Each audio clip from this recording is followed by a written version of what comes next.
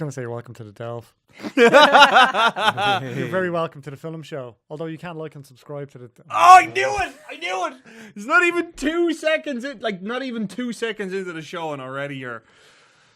I joke. I lol. You're very welcome to the Filum Show. I'm Mark Sheridan. That's Steve Malumbi. That's Brian Lloyd. And that over there is producer Dave. Oi, oi. Oi, oi. Oh, I thought he was going to go, hello. I thought he was going to do his catchphrase. It's good to mix it up. You've got a lot of catchphrases, though. It's not like one. You know, I think it's hello, but it's not. You have many. I'm very influential. He is, isn't he? It is. An influencer, if you will. This is true.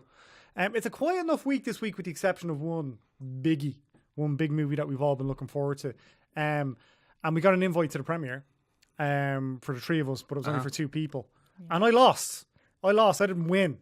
I didn't win an opportunity to go and see the Halloween premiere. I thought you were working that night. That wasn't. I could have went. I'm just sound. I'm just a nice person. Aww. I wanted to see it, but I knew you two guys needed to see it professionally. You know, so this is true. Yeah. So you got to see Jamie Lee Curtis. Do a talk beforehand with Sinead Burke.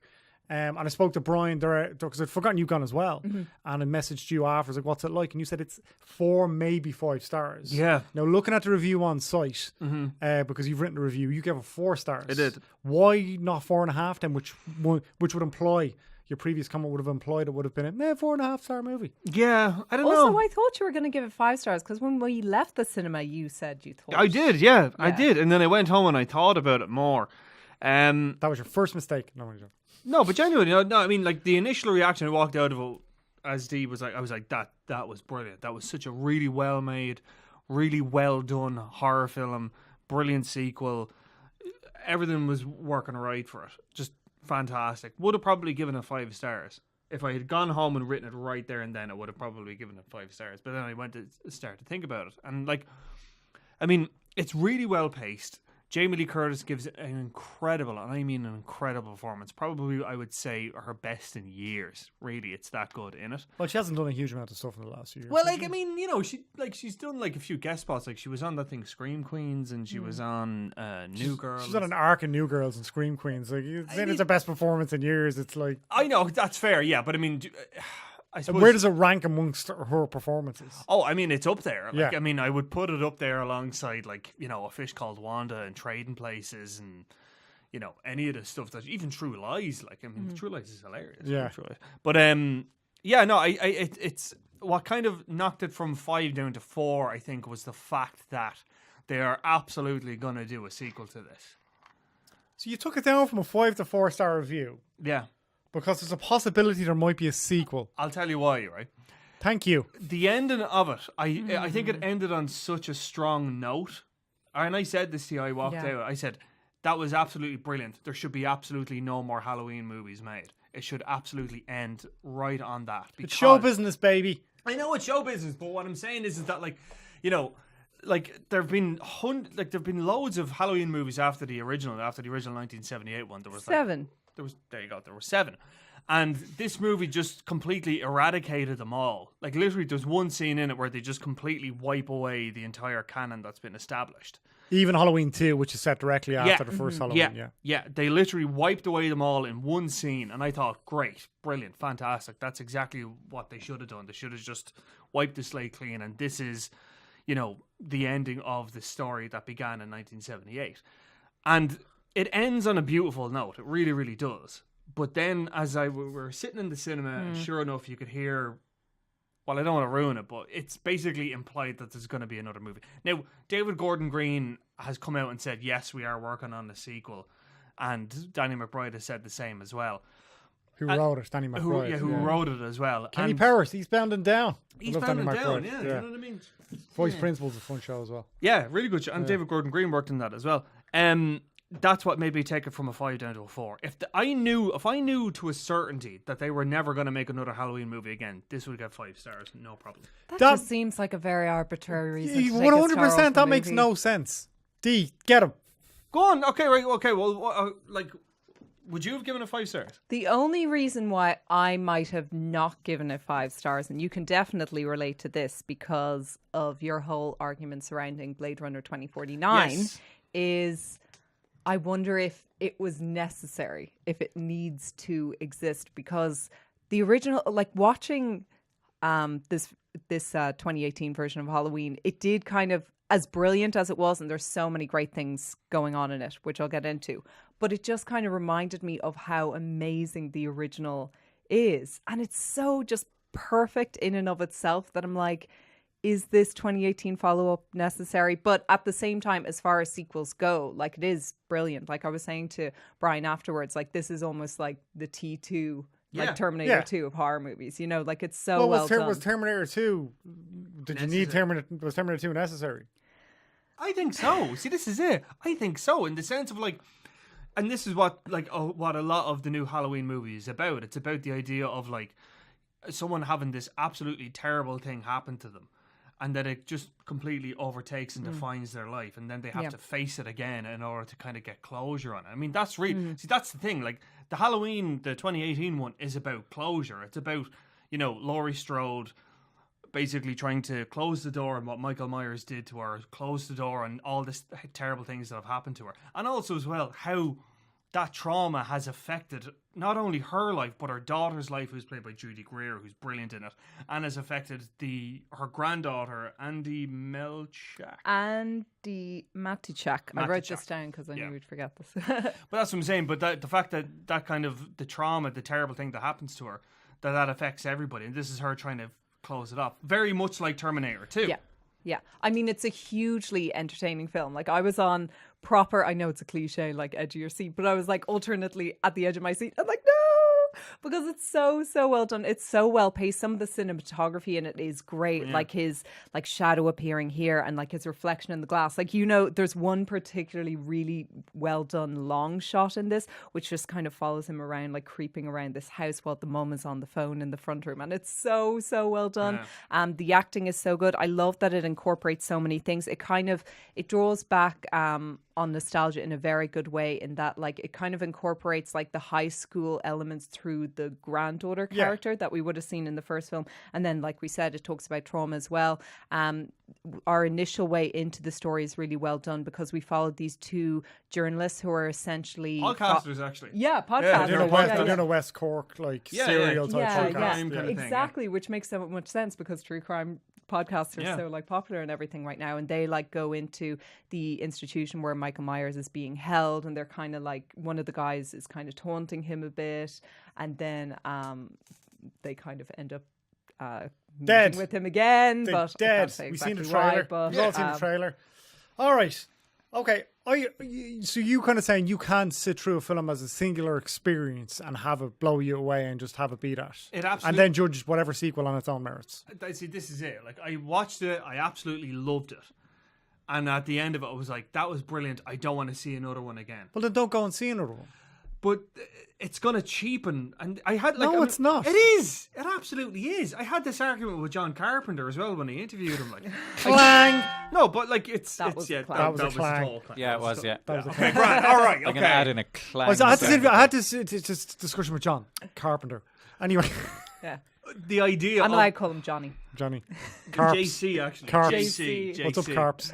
But like the idea of like, you have to protect your legacy, you know, that kind of way. You can't, like, if you create something seminal, you have a responsibility. Okay, we're going to revisit Halloween at the end of this show. There were 7 sequels to Halloween. The last one, directed by Rick Rosenthal, who made Halloween 2, and starred Busta Rhymes, has in no way hurt the original Halloween film. I agree. I'm not saying that, but do you not think it kind of cheapens it a bit? Do you not think it's sort of like, oh God, another Halloween I think they're film? just crap sequels. But like, look at... Yeah. And then Rob Zombie did 2 remakes that were atrocious. Yeah, they were terrible. Like, god-awful abominations of horror films. Yeah. And again, it just reinforced how good the first movie was. I get what you're both saying.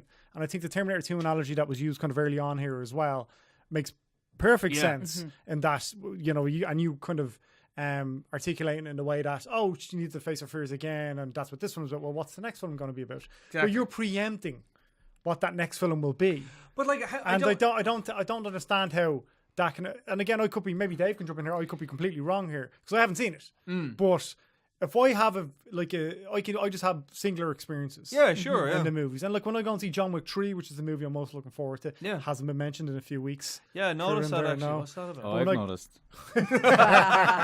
When I go and see John Wick 3, I'm going to do my very, very best for that to be a singular experience for me. Yeah. Despite been the two of them been two of my favorite action movies ever made. Do you get what I'm saying? No, I do get what you're saying. This is it. Like, I think, as I was saying, like, if I had gone home and written it that night, I would have given it 5 stars. I would have said, this was brilliant, this was amazing. But I had the time to think about it. It was like, they're going to make a sequel. They're going to make a sequel, and it's going to cheapen it. Like, I just don't think that's a reason to take off a whole star. For me, well, it's not a good was enough for me, reason. Like, and it was the same with Blade Runner 2049. Visually perfect, brilliant story. Never needed to be made it in the first. No, Blade Runner 2049, I completely disagree because, and in a way, I suppose it's similar to what we could say about Halloween here, in that it builds up on the themes and questions that were started by Blade Runner, and it kind of more like it evolves them to their like completion. Where did this world go? Where did these type of characters go? Yeah. And Blade Runner 2049 literally starts with a replicant and Dave Bautista, and the accumulation of some of the stuff that was touched upon in the first film. So again, but I know you're a huge fan of the original, so I get it why you'd be like, I love the original so much. That I don't need to see any more of it. Like, I think it was complete in and of itself, and it's the same with this one as well. I think it's complete. I think it's a complete story. Okay, well then, because we're talking around what the film is like, because you both really love this film. So let's talk about how good the film is, because we're kind of talking about stuff around it, and this is why it isn't 5 stars. Okay, why is it good, Brian? It's shot beautifully. They really did capture. I think you'll notice this as well. Like, if you go back and watch the original one and then watch this one, it looks like it was made by the same director. I think David Gordon Green really kind of captured that really natural feel that the first one had. Like, because like the original one, he didn't use any lighting for it. Like, he just used natural lighting as much as he could, and that was done out of. He just didn't have the money to pay for lights. The original wasn't shot in 16mm, was it? It's kind of has that grainy look to it. I think it might have been. Yeah. I'm not too sure, but I know it was. I know the thing with the original one was that he had no money for lighting, so he had to use natural light as much as possible. And you watch this one, and it's the same thing as well. It has that real natural feel to it. But there's also a lot of humor in it. It's hilarious. It's like so brutally violent and then so funny, like within seconds. Yeah. It's so well done. Oh, there's this little, I can't talk about it. There's this little kid in it. It's so funny. The lines he comes out with, like, he's such a brat, but he's so funny. And I think that's a testament to David Gordon Green and Danny McBride kind of putting their stamp on it. Like, because like, again, these are the guys that did Superbad, they did Pineapple Express, they did Vice Principals, they did. Well, they didn't. Danny McBride. Yeah, well, like Danny McBride, had a part in it. David Gordon Green didn't have anything to do with Superbad. He did, yeah, he directed it. No, he didn't. That was Greg Mottola. Yes, I get them two mixed up in my head. I don't know why I said that, but I think the script as well just works so perfectly as kind of bringing this new story and bringing like this story to completion about like trauma and how do you face this fear, and how do you finally carry out this action that you've kind of been expecting to carry out for the last 30 years, going through that story, but also having enough callbacks to the original, but also doing that in such a way that it doesn't cheapen it, or it doesn't just feel like it's nostalgia for the sake of nostalgia. Like, it's just two big fanboys who absolutely adore the original, who want to give it a good, like, continuing story, who want to give it justice. And I think what's interesting as well is the fact that, like... So you were thinking of Pineapple Express there, just to clarify. Yes, that's what I was thinking of, yeah. But another thing about it that I liked as well was the fact that it can bring in modern technology in the sense of, like, everyone has mobiles now, or the internet is a thing now, or like whatever. It can bring that in and incorporate modern technology into it and not lose any of its terror, that's right. Because when you're watching some like old movies, like old horror movies, and you're like, oh, this could have all be sorted out in 5 minutes if they had a phone with a light on it. That kind of thing. Do you know what I mean? Like that kind of thing. Whereas in this, fine, you've still got modern technology, but like it's still terrifying. I think that one of the biggest things that modern technology has done for films, especially horror movies or thrillers, is instead of the police officer or the detective or the person investigating the stuff going to the library and scrolling through those, they just microfilm, they just go to Google. That's it now. That is the biggest thing there. I can't wait to see this. I really can't. I think it looks fantastic. And I'm a big fan of Danny McBride and David Gordon Green. Actually, Stronger's really good, which is David Gordon Green's last movie with Jake Gyllenhaal. I have it in my list on Netflix. Jake Gyllenhaal is incredible in that. I have a feeling he's just going to be continually one of the most underrated, unheralded actors working, because I mean, he's not flashy in his roles. He's quite exuberant in whatever role he plays, and he goes in head on. But I think he takes a lot of work, and I think he takes roles that are interesting as opposed to big star vehicles or DiCaprio once a year. And to bring it full circle, he's the one who talked to Jamie Lee Curtis about doing the Halloween movie. Really? This one, yeah. She actually, Jamie, when at the talk thing that they had for the premiere, Jamie Lee Curtis told the story that she's friends with Jake Gyllenhaal. Oh, yeah. And it was David Gordon Green that sent her the script, and then she went to Jake Gyllenhaal and he was like, look, what do you know about these guys? And Jake Gyllenhaal was like, they're amazing, absolutely work with them, they're 100%, blah, blah, blah, blah. So yeah, funny. Because it's Jason Blum, it's a Blumhouse. Yeah, Blumhouse, yeah. So it would have been made relatively cheaply as well. Yeah. I mean, cheaply enough. Like, I mean, it doesn't need a lot of money. It doesn't look like a big budget, but it doesn't look like a small budget either. So I wouldn't need it. Like, I mean, it's shot in modern times. I mean, there's not a huge amount of special effects in it. It doesn't need a big budget to tell a good story. Like, and I would imagine as well the fact that it has such a not a small budget, but relatively small budget means that there's far more creative freedom with it. Yeah. And I think that stands to it, you know. But no, it's really, like, I mean, I know I gave it 4 stars. It's a really good movie. Like, it's really, really good. It's like really is one of the best horror sequels made in years. It really is that strong. The reason why it went from 5 down to 4 was, for me, just kind of political reasons, like the fact that they're going to make a sequel. Like, I don't like it doesn't need, but it doesn't need a sequel. Like, it does not need a sequel. This is the perfect ending to the Halloween franchise. It doesn't need any more. All right. That's my thinking on it. All so right. if they come out and said they're definitely not making any sequels, I tell you right now, I would log on to DB Admin. No, you're not allowed to do that. I'm just saying, okay, I would. If it was announced tomorrow we're never making any more Halloween movies, 5 stars straight away.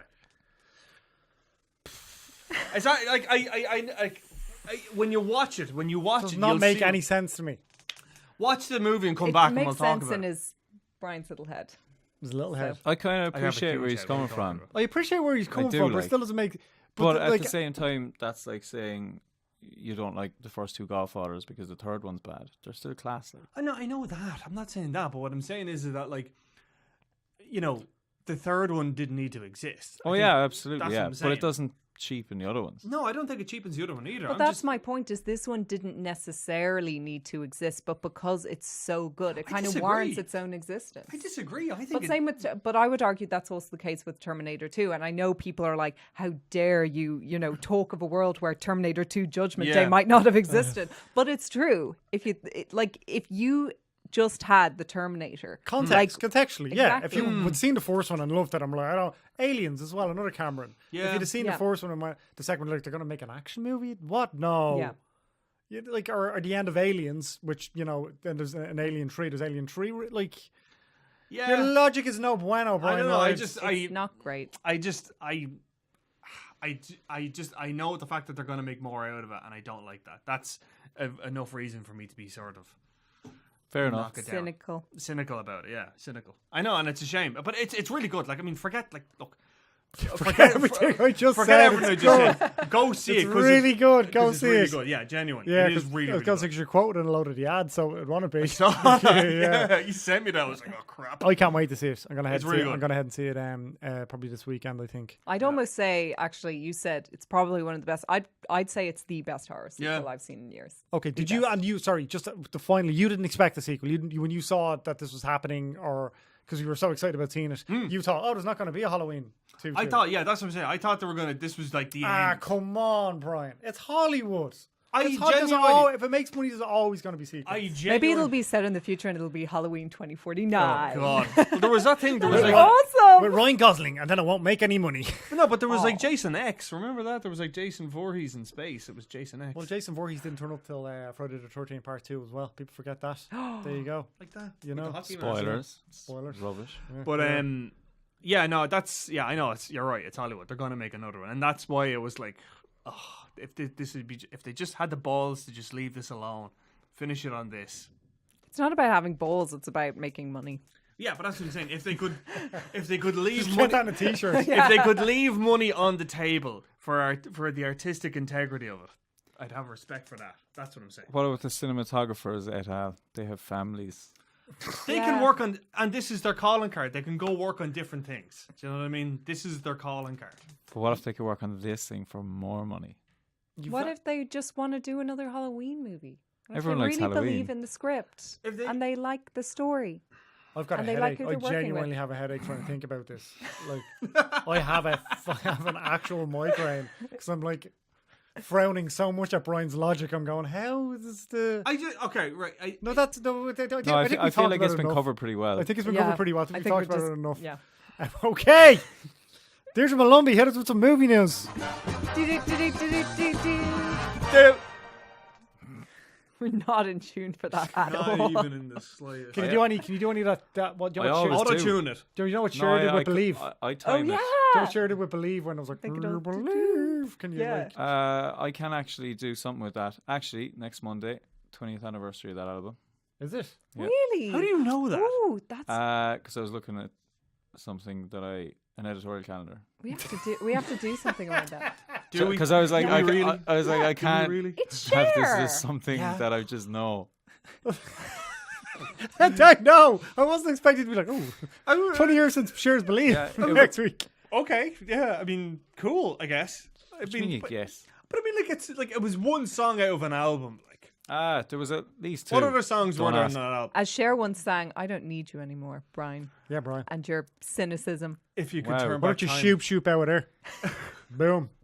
Get lost. No, Anyway, I love Cher as well. But name me 3 songs from that album. What are you going to do for me? I don't know. Buy a lunch.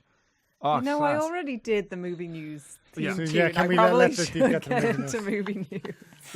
You're full of crap. You're full of crap. Talking about it like it's some seminal album. It's one song off an I'm album. pretty sure we had the album in my house, but I can't remember Everybody any of the had songs that from it. album. I admit. Oh, it's not seminal. Everyone had it. Seminal in the sense of like it had a large impact. Okay. Sit down there now. D, what do you got? Viggo Mortensen is My going pal into. Viggo. My pal Viggo. I knew that I included this. And I knew that drop. Brian Don't, would want to. don't. Let's not make a thing of this. But Brian Yeah. only did that because I couldn't do it. I I'm adding you a know what, double Mike, clang. Mike, I do remember that at the Remember that. time. Yeah, I yeah. won't say I what. remember you were sick about it. I won't say what comedian I was going to see. Oh yeah. Oh yeah. I remember. Yeah, it Yeah. was Louis C.K. It was Louis C.K. It was Louis C.K. playing Tree Arena.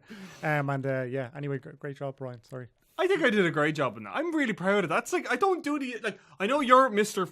Q&A and you're doing these things all the time. That was the one that I've done that I really enjoyed. Just I really to liked it. contextualize this for our listeners and viewers, because Brian has failed to contextualize this. Brian hosted the Q&A with Viggo Mortensen when he was over here for the Irish premiere of Captain Fantastic, which was 2-3 years ago. 2 years ago, I think. Yeah. I really enjoyed So, it. yeah, I'm he sure did a great Vigo job. did as well. Yeah. What's going on with Vigo, D? He is into directing now. He's doing his directorial debut, a movie called Falling, which tells the story of a son's relationship with his aging father. Viggo Mortensen will also be writing, producing, and starring in it. Every time I hear that, I think of Little Britain. Write the theme tune, sing the theme tune. Bergerac, wasn't it? What was that guy's name? Something like that, yeah. Yeah. This guy from Bergerac. But it'll also star 80s star Lance Henriksen, who's been in the likes of like love Indiana Lance Jones Henriksen. and Millennium. Terminator, Millennium as Yeah. well, yeah. And Sverrir Gudnason, who's kind of this up and coming star from the last few years. He was in Borg versus McEnroe. Remember, he was Borg in that. Oh, opposite yeah. Shia LaBeouf. McEnroe, yeah. Oh, McEnroe, sorry. And he'll also be in Girl in the Spider's Web opposite Claire Foy. So he's kind of a big deal. Viggo Mortensen is a 2-time Oscar nominee, and there's also a lot of buzz around his next movie, Green Book. So what do we think, guys, about him going Yeah, into Peter directing? Farrelly directed that movie. You know, Peter Farrelly, Dumb and Dumber. Yeah. You Oh, know, really? Peter Yeah. Bobby I didn't know that. Farrelly. That's Yeah, mad. it's, Yeah, isn't yeah. it? And it's getting like it didn't it win the audience award. Something like that, In Toronto, I think, or Telluride won the audience Yeah. award, which is huge. It sounds a bit like a contemporary driving Miss Daisy. It It does, is, doesn't no, it? it Yeah. is like they Yeah. it definitely like I remember seeing the trailer of it and thinking this is just driving Miss Daisy, Yeah. except it's you've got Viggo Mortensen in there and Mahershala Ali. But the guy that Viggo Mortensen plays in that movie in Green Book, he's Yeah. a real guy. Tony Lip Yeah, is his yeah, name. I've heard that. And he was in The Sopranos and he was in Goodfellas. He was like a real life kind of bit of a wide boy. as they would say. Wise guy. Wise guy. Wise White guy. boy, or White whatever you boy. want to say, yeah.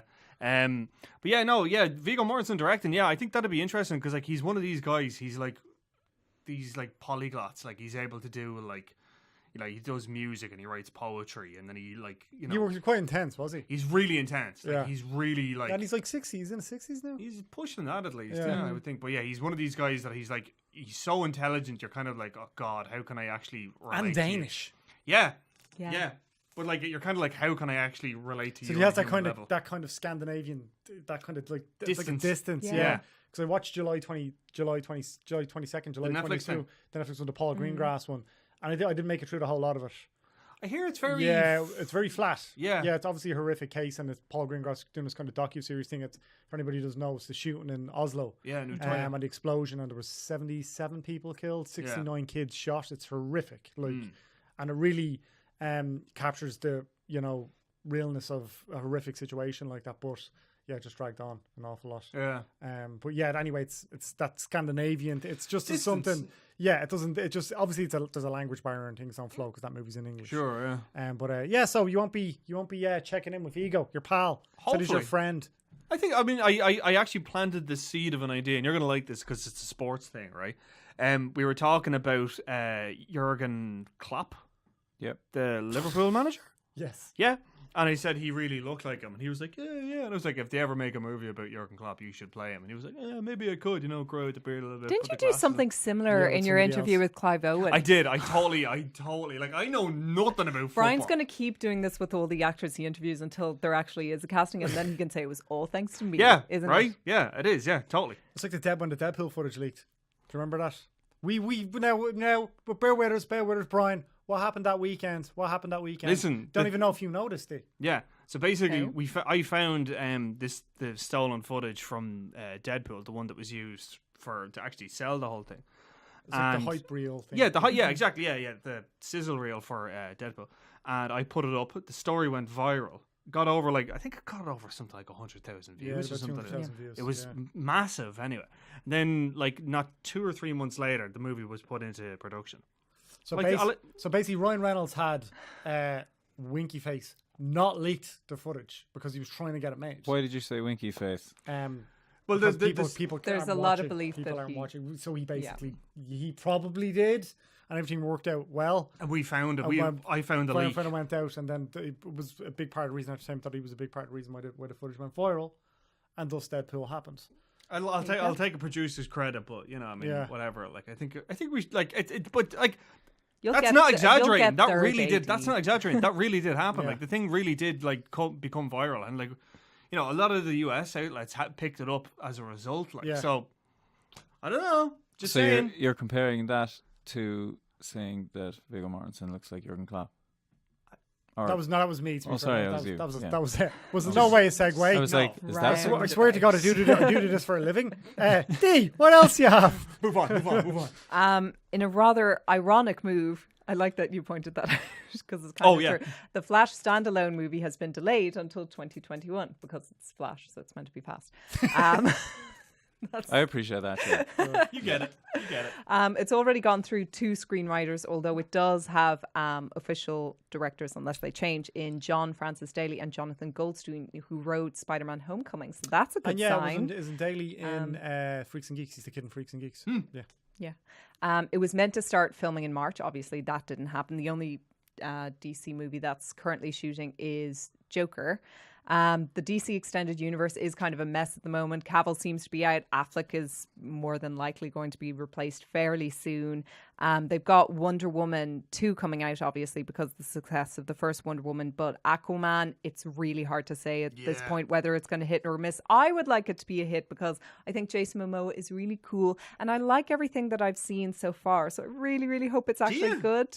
Yeah. Yeah. I don't know. mean, effects-wise and everything. And I mean, Patrick Wilson. Yeah, true. So there's that. Our boy Pat. And then Yeah, I mean, you were saying this in your piece, Brian, but it is totally true in that, like, what DC kind of plan on doing next, I suppose, will ride a lot on the success of this Joaquin Phoenix Joker movie now. Yeah. Whether And they're going to Aquaman as pursue well. that. And how Aquaman. Yeah, and does. Aquaman too, to see if they're going to. So they're totally pushing us back and going, maybe. Yeah. Yeah. I think so. I think they're kind of putting everything on the long finger. I mean, with the exception of like Birds of Prey, that seems to be the only one that they're kind of working it towards. Margot Robbie's such a superstar. Exactly. And Yeah. Suicide Squad too, to be fair, from what we said last week. Yeah, Yeah. getting And James it's Gunn not- in on writing it. the script at the moment, so that could be whenever. Yeah. Like. And I mean, it's not like Harley Quinn and all those are related to the current kind of Justice League round of movies. They seem to be the ones that are kind of the most in danger, and they're just kind of hanging on tight to see what happens with Aquaman. But if that's no good, then maybe it'll just be Wonder Woman from now on. It wouldn't surprise me in the slightest if they basically finished out like Suicide Squad 2 and Flash, and then they were just like, right, hard reset. Let's. But go are back. you sure Flash is happening? That's what I'm wondering. no, but Like, I'm saying could if- it even yeah. not happen at all? No, not at all. Yeah, it wouldn't surprise me in the slightest if they just kind of quietly Expect it. remove it Yeah. from the release schedule. Like, I think the fact that they've got Birds of Prey gone, the fact that they have Suicide Squad 2, they're working on it. I think those are the two ones that they're gonna try get finished, and then after that, then I think they're just gonna. I don't know if you guys did. You guys get round to watching Justice League? Yeah, No, I still because haven't. it's a mess. I mean, it's such a I shame watched it. because you can actually, I don't know if you guys get this, but for me watching it, like, I could see there was so much potential there. And I mean, the actors are good. They have good chemistry. Their characters are like warm and they're funny and everything. I think that if they had just like, when the production was going haywire, had just like scrapped it and kind of been like, let's go from the start and actually like really put every last effort that we can into this script and into actually like getting the movie right, that they could have come up with something better, just if it had been a bit delayed or whatever.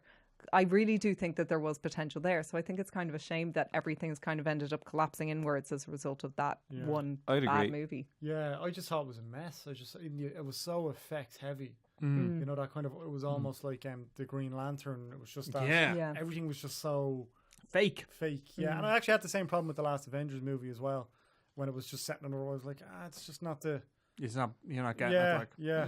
I get that. Okay, what else you got, Dee? And then just box office stats, which I don't know off the top of my head, so hopefully you guys can come in here. But essentially You the expect story Brian Lloyd is... to remember a thing. Yeah, especially given he was tweeting about it over the weekend. So I was like, okay, well, I'll let Brian come out with the stats. But essentially the story is that First Man is underperforming. In terms of worldwide box office receipts, probably everyone knows this at this stage, but Venom is kind of completely running out of Stars Yeah, Born. I thought, but A Star is Born in the UK and Irish box office is number one at the moment. It's Stars Born. It's making insane money for what it costs. Yes, and true. the amount the legs it's going to have to January, February when the Oscar race really kicks into gear and the nominations, the Golden Globes and stuff. That'll do 200 million. Yeah. And I said Venom would flop. So there you go. Listen, I'll have my hands I'm up as just well. as surprised. Like, I had every I still haven't seen it. So But I'm not totally surprised because I feel like a lot of like fans would have gone just to prove a point, and they're kind of like, it couldn't be that bad. And in fairness, like, I remember while watching the movie, it was fun. It was only when I was sitting down afterwards, a bit like you sitting down after with Halloween, that I was like, God, it had a lot of issues though. Yeah, you it know? did. I think what's going to happen with Venom is it's going to give Tom Hardy the clout he needed as a hit movie star to go and do some more interesting stuff with bigger budgets, and I think that's always probably been his Yeah, way. that'd be a good thing. And I mean, I'd say Yeah. Tom Hardy's happy with that. Where whatever direction we take this character in now, we know where we went wrong there. It's Sony, it's a big studio, so okay, does he come into the Superman or Spider-Man universe? What do they do? So it's a kind of a tricky one. Yeah. Okay, so that's it for movie news this week. So I'll just say First Man made $60 million its opening weekend. It was projected to make around 20. Yeah. It's a $70 million production. And like the marketing costs, I think, are probably about another 40 or 50. So it would need to clear 250 worldwide to make it- ish. I mean, approximately. And I to make think a it profit. would, to be honest, because I mean, like, it's the kind of movie that it has legs. Yeah. That sort of Yeah. way. It's the kind of thing that, like, if Pretty it much gets, what you've been saying Yeah. with The Star is Born. Yeah. Yeah. Like, people will be watching it more. So into I Oscar think A season. Star is Born is a genuine phenomenon. And the soundtrack and everything's number one. Did you go and see it actually the weekend after, Dave? I did not. Ah, I will though. I will. You had your date night on Sunday night in Liberty Hall. I did. Met your lovely actually, yeah. girlfriend. Yeah. Is she nice? It's very nice. Very nice. I'm chatting to her for a minute. Yeah, she's. Don't know what she's doing with him. Only joking. I have feelings, you know. So that was your day for the weekend. There was no movies. No. Well, like, to be fair, the weather was relatively nice, so we went to the park and stuff like that. Yeah. I like to go outside when the weather's nice. I was down in Cork on Saturday night, actually. You lucky. I was dog. down in Cork Way, Cypress Avenue. We had a show on Cypress Avenue on Saturday night. Great part of the world. It is. I enjoyed it a lot. The best part. I'm because Joe, we were driving, and myself and Joe were driving into Cork, and obviously Joe's from Cork as well. And it's a proper city, obviously, right? But it's not as mental as Dublin. Well, it's a proper Irish city. Well, yeah, but I mean, like, in terms of, like, it's not a town. What do you mean by that? Is that a good thing? It's not like New York or something. Or a bad That's thing? a city. Well, I mean, As a because D is a New Yorker. This is the thing that people forget. D is actually landing here. Hey, what are you doing? Huh? What are you doing? Who can't do the accent, by the way. Is that bad? I thought No, I can't do the accent. You can't do New Yorker accent. Yeah, No. okay. But I can't do any accent. though. Cork is it's a different energy, I would say. I liked it a lot because it's. I was just saying, it's not. You can't go anywhere in Dublin now. It's everywhere's busy and packed, and there's too many people. I'm gonna end up living in the woods, haven't I? Anyway, it's very nice. We were down there with David Rudolph on Saturday, and Dave came to the show on Sunday. We came to the show on Sunday night as well, so it was really interesting. He loved the Cork audience. Everyone loves Cork audience. But he was blown away with the Cork audience. They were super funny. It was really dark as well because dark humor. Yeah, look, well, not from David, but The lights were off from the crowd. From the crowd, because somebody said, where's Michael Peterson now? Obviously, David Rudolph's the lawyer from The Staircase. So he says, where's Michael Peterson now? How's he doing? And Dave was like, yeah, he's got like a small 1-bedroom apartment. And somebody in the crowd was like, hope it's on the ground floor. He was like, I said, we have a dark sense of humor here. Yeah, to be fair. But very funny. Anyway, okay, let's move on to the revisit and quite possibly have the argument that we had at the top of the show. Let's just rehash it again. Yeah. Just play it out again. Why not? Yeah. I think Halloween, the first one, pretty much it didn't invent the slasher genre, but it definitely kick-started it. And comparing that to the 2018 Halloween, I think this is the next evolution of it. Do you know that kind of way? Don't compare it to the 2018 one. Well, just tell us about this one. The Tell us the 1978. original 1978. It's brilliant. Like, I mean, it is just such a kind of vehicle of economy. The fact that, like, Brian's trying not to say it's of its time. Can you see him I physically actually, trying to say it? Because when he said vehicle of economy. It was very much of its time. Sorry, Brian. Anyways, what I was saying was that it was such an economic delivery of, mood, tension, atmosphere, the script. Like, it doesn't have anything in it that it doesn't need to have in it. You know, that kind of way. Lean. Yeah, lean. Exactly. Like, we don't need... Taut. But yeah, like, we don't need to know, how is it that Michael Myers doesn't seem to be able to get killed? Well, it doesn't really matter. Why is it that he wears the mask? It doesn't really matter. Why is it that he's going after these girls? It doesn't really matter. Just know that he's doing it. Well, there is a bit of context there with the storyline with the sister yeah, and with everything. the sister and everything. Yeah, and that like he's like, I mean, but even how when they go to Dr. Loomis, who's played by Donald Pleasance, and it's like he's just pure evil. That's it. That's all you need. And it's the same with like Jaws, for example. Like, we don't need to know why is it that this shark is, in Amity Island. Hungry. He's just hungry. He's just hungry. And he's a bit of a dick. Yeah. And it's the same. And it's the same in Halloween. He's just pure evil. He is just evil personified. That's it. And it's going to Jamie Lee Curtis's performance in it. I mean, the fact that she is the daughter of Janet Leigh, who of course we know from Psycho, the original Scream Queen.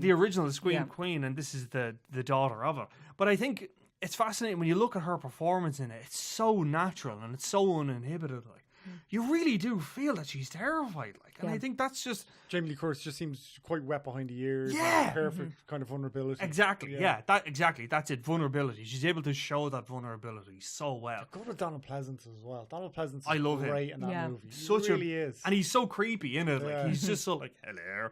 He uses voiceover for the ad for the latest one, the 2018 version. Yeah, I think they might have gotten a voice kind of a character actor to do the same thing, but yeah, no, like, I mean, the way that John Carpenter shot it, like, again, it's so simple, like, and it's the kind of thing, like, we were talking before we went down there, we were talking about Paranormal Activity. Paranormal Activity has a similar thing that, like, it'll just show you like a street and there's nothing on it, and then it's up to you to just see Michael standing behind the hedge. Yeah, I loved it. And they're just like, loved oh, Jesus. Yeah. I saw him. The He's scene like, where you look out the Yeah. window and he's just... Have you seen the original, Dave? I have. Yeah, you look out the window and he's just standing he's there. just standing there. It's like, holy... creepy. It's so That's good. terrifying. But do you know what it is as well? This is John Carpenter's auteur. This is him as Yeah. an auteur starting out. Although we'd made Assault on Precinct 13 already. Yeah, he'd made hadn't it before that. Yeah. But like, not just written it. The Directed soundtrack, the soundtrack, Oh, and the directing soundtrack's it. amazing. Like it's The best horror soundtrack. it's iconic. At all. Yeah, it is. It's one of the best soundtracks. It is. The second you hear those two keys, Like it's amazing. I mean, yeah, and again, this is the thing about John Carpenter is that most of his best choices were done out of necessity. Like he shot it in that kind of deep shadow because he couldn't afford lights. He did the soundtrack because I just had to do it. It was cheaper for me to make it myself. Yeah. Every choice he's I made. remember you speaking to him, and Yeah. like Brian talked to him for about like an hour and a half. I remember you coming out going, it was just amazing, the conversation, because Yeah. he was so open about Yeah. it, talking, and he just doesn't give a shit. and he was talking, yeah. But I think it was just before they were talking to him about making Yeah. this one, and you were saying like, have you ever been involved with all these remakes of Assault on Precinct 13 was Yeah. remade? Was the thing remade? It was. Yeah, the remake yeah, of well, the there was Thing. a sequel. Yeah, Yeah, but so he was like Carpenter's basically going, I don't give a shit, give me the money. yeah. I thought that was amazing. He just, yeah, like I mean, And he this, talked about James Woods a bit as well, Brian. yeah, we had to cut that though. Yeah, We had to cut he's that. not a fan of James Woods anyway. No, I don't think it was a case that he wasn't a fan of James Woods. It's I'm just, so intrigued right now. I'll tell you about Am it. I going to have to cut Okay. this? No, it's grand. It was just we were talking about. Because he made a movie Vampires with him. Yeah, we were making it, and we were talking about it was on the lead up to the general election in America, Yeah. and I asked him about Trump, and I said, you've kind of done, stuff on the American political landscape. Like Escape from New York is basically about Watergate. Yeah. And I said, has any of this kind of inspired you to put pen to paper? And he was like, no, definitely not. I've kind of done it already. And I said, like, how do you work with somebody like James Woods, who's like very much on the far right, and you kind of seem to be very much the opposite of that? And he was like, you just don't talk about politics. Yeah. Just don't Yeah, bring it up. Like, that's fair. and that's fair. it. Yeah. That is fair, yeah. But I think, just to go back to Halloween, it's that thing of like necessity creating the best things, that sort of way. And like Yeah. that's it. Like Yeah, when you watch okay. the movie, it's so lean and it just has such a force of energy, but it's done in a way that like it's lean. Some of the most iconic movies are more iconic movie moments of all time, like the Indiana Jones. We Yeah. just have this elaborate fight, Yeah. and he pulls out a gun and shoots. 'Cause he him had diarrhea. Because he had diarrhea. Oh, I heard it was because he was Yeah. hungover. No. I heard different Yeah. stories from that. Could No. be both. Could have been both. Just gotta say Could have been that. both. I mean, he did. And pretty Actually, well. dehydrated. in fairness. That's not a good thing at all. Anti-hydrated. Oof. Yeah, Oof, you know what I you mean. gonna But do? yeah, like that. Like that's it. Like Oh. some of the Yeah. greatest scenes, the greatest moments come out of necessity, and Halloween is a collection of those moments of necessity. How do you? Okay, because you said it didn't start the slasher genre. I think it did in its current guise. Like, you had the Texas Chainsaw Massacre and stuff beforehand. Right? Yeah. But Yeah, I would think the Well, Black Texas Christmas. Chainsaw Well, no, Black Massacre Christmas started it. was the first slasher movie, and this was like the not terribly well known movie. But then after Black Christmas, then came Halloween. How do you think Scream compares to? Because Scream for me is the seminal horror movie, and Wes Craven's one of my favorite directors Yeah. ever. As many bad films as he's made good, but when he made them good, they were great. How do you think Scream? Because Scream is one of those that has literal sequences from Halloween in it. Yeah, I think Dimension Movies owned the Halloween. of course. franchise at the Yeah, time as well. I think Scream is self-aware. Yeah, Scream is too It's self-aware. meta, yeah. It's meta. Yeah. Scream isn't too anything. Well, okay. Yeah. I mean, Unless you mean good, unless it's too good. no, but I mean, Scream is a very self-aware take on slasher movies, right? Yeah. And Halloween is just a slasher movie. It's just that. So, but actually, funny enough, though, they do get quite self-aware in the 2018 version. Oh, very much so. Yeah. Which I think Very was much so, interesting. which was great. Yeah, yeah. I mean, I had such a weird experience watching. Well, I could actually say both Halloween and Scream, but I'll start with Halloween. This is the original, like 1978, wouldn't you Yeah, say? yeah, Yeah, 1978 version, because I'd seen like a bunch of kind of, all the movies that had followed it, or ones that had been like produced around it, like Nightmare on Elm Street and The Exorcist. And I kind of went through a phase of watching a bunch of like classical horrors, because I don't really like watching horrors, but I was like, okay, I have to at least watch the classical ones. And I got round to Halloween kind of only in recent months, and I really enjoyed it, but I didn't find it all that scary because I recognized all of those tropes because they've been showing up in Yeah. so many movies since. Ripped But off, then yeah. I could really appreciate, okay, well, this was the movie that started off so many of those kind of techniques that are so popularly used in films now. And my only problem with watching Scream was that I'd watched a scary movie before I saw Scream, which is almost like it's really very similar to Scream, except that it's a total out piss take, you know? So that kind of made Scream a bit underwhelming for me. I'm afraid. It's one of the best films ever made, in my opinion. Scream used to terrify me when I saw it first. Why? Because I was a small child. But as in, it was like the epitome of terror as far as I was concerned. And having watched it again recently enough, I retract that statement. It's actually a bit of a laugh. It's very Yeah. funny. Yeah, it's very funny. Matthew Lillard's hilarious in Scream. Matthew Lillard is Stu, and Jamie Kennedy's great in Scream as well. The sequel, Scream 2, is fantastic too. There are rules! Yeah, I love those movies, well, not the fourth one, but I think it's very hard to make horrors now, though, without being self-aware, because we've entered into this kind of but you sense know what? of humor. This is the thing. House on Haunted Hill. Oh, you were House on talking the about Hill. this. Oh, I've heard that's just straight up horror. Watched two episodes of it last night and was skeptical, because when has a TV show ever been scary? Never mind that you're watching on your laptop, maybe. It's very, very scary, and it's very good. And I want to see it. I was like, who's that guy I know from somewhere? It's the kid from E.T. It's Henry Thomas. Oh, yeah, Henry Thomas. He plays the dad in it. Yeah. That's mad. It's quite, and it's Mike, the guy Mike Flanagan from Gerald's Game. Yeah, Gerald's Game, who's doing the the Shining sequel, Doctor Sleep. So I've got high hopes for Doctor Sleep after seeing this. And I didn't realize he did the Ouija movie, the Ouija sequel that was much better than the original. And he did that film Oculus. Yeah. But I tell you, watch Gerald's Game. Genuinely, I would recommend Carla Gugino, and Bruce Greenwood. I would really recommend. She's in House on Haunted Hill too. Yeah, I would honestly, I would really recommend watch Gerald's Game. It's a brilliantly made, it's a companion piece to Misery. Yeah, as far as I'm concerned, it's so good. You watch 2 minutes into House on Haunted Hill, and you're so aware that the director knows what he's doing. That, everything's just the moments, those little beats just hit. Because everything with horror movies is pacing, and I think that's why one of the reasons. Atmosphere. Yeah, and one of the reasons why Scream works so well, that opening to Scream worked so well. That first 15 minutes with Drew Barrymore, it's paced beautifully. It just goes past, and those beats need to come at the right time, or those scares need to come at the right time. The new Halloween has that as well. It has a really, I think, a lovely sense of flow to it. It just, everything goes into the next. I'd say as well, a key to horror movies is, and this, music would come into this, but sound design is, so key. Yeah. You know? That's why I'm kind of dreading Suspiria, because I know that the sound in it is just going to completely freak the F out of me. I just know it. And you as a dancer as well. I think that's going to have another layer. I mean, I'll just dance my way out of the scene.